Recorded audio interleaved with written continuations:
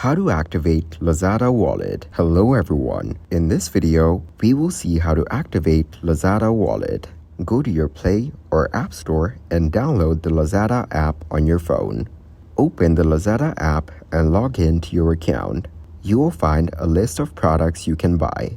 Go to the accounts bar at the bottom of the screen. Tap on the MYR option in the Lazada wallet section. You will see many options in Lazada wallet.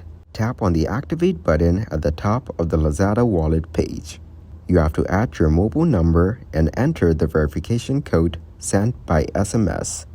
Enter the SMS code and tap on Activate Wallet. Thank you guys for watching this video. Hope you got some value. Make sure to like the video and subscribe to the channel to get notified of new videos. See you in the next one.